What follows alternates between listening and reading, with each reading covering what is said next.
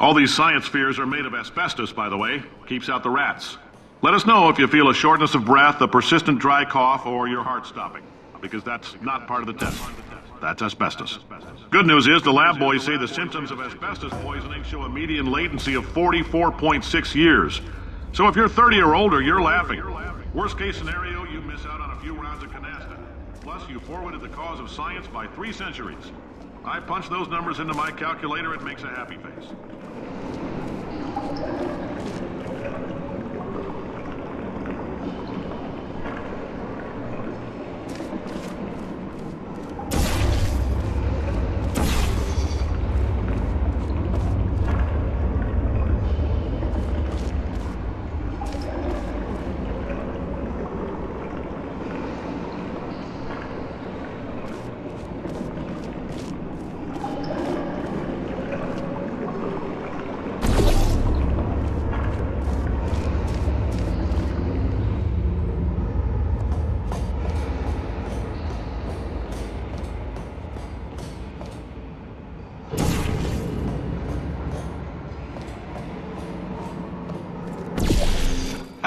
I like your style. You make up your own rules, just like me.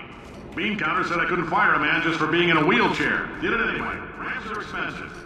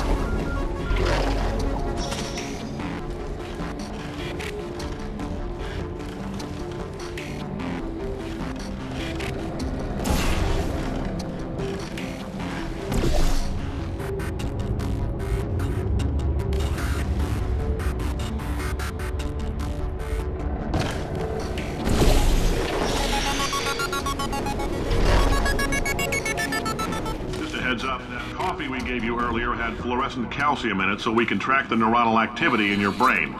There's a slight chance the calcium could harden and vitrify your frontal lobe. Anyway, don't stress yourself thinking about it. I'm serious. Visualizing the scenario while under stress actually triggers the reaction.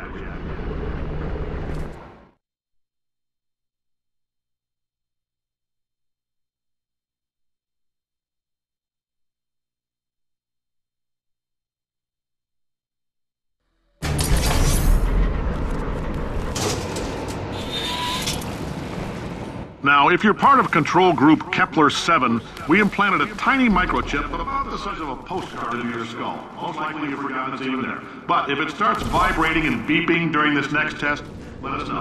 Because that means it's about to hit 500 degrees, so we're going to need to go ahead and get that out of you pretty fast.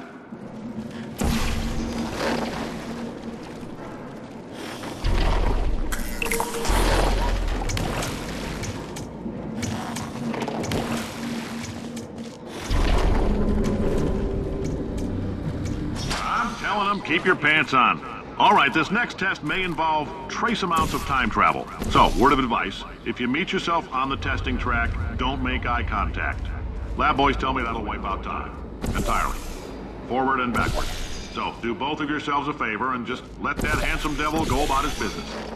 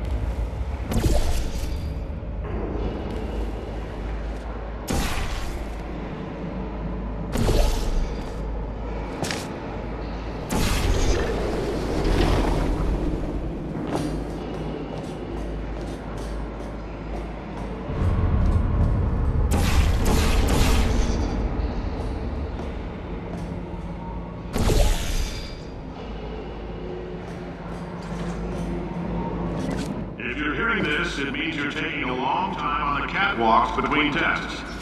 The lab boys say that might be a fear reaction. I'm no psychiatrist, but coming from a bunch of eggheads who wouldn't recognize the thrill of danger if it walked up and snapped their little pink bras, that sounds like projection. They didn't fly into space, storm a beach, or bring back the gold. No, sir, we did. You and me against the world, son. I like your grit. Hustle could use some work, though. Now let's solve this thing.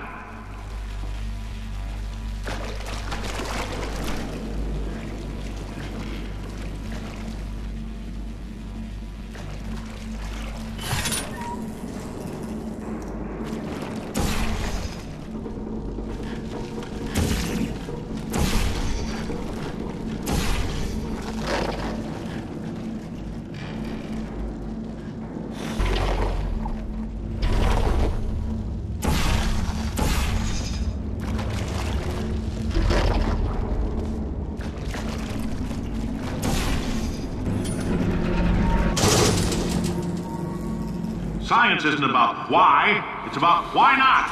Why is so much of our science dangerous?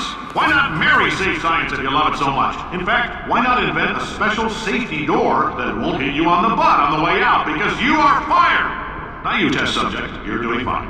Yes, you, box your stuff. Out the front door, parking lot, car, goodbye.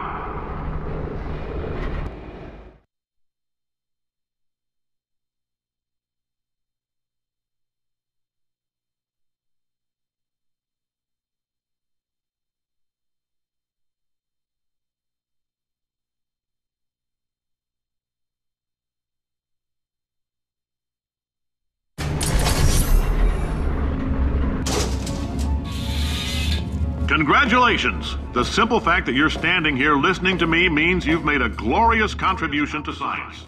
As founder and CEO of Aperture Science, I thank you for your participation and hope we can count on you for another round of tests. We're not going to release this stuff into the wild until it's good and damn ready, so as long as you keep yourself in top physical form, there'll always be a limo waiting for you. Say goodbye, Carolyn. Goodbye, Carolyn. She is a gem.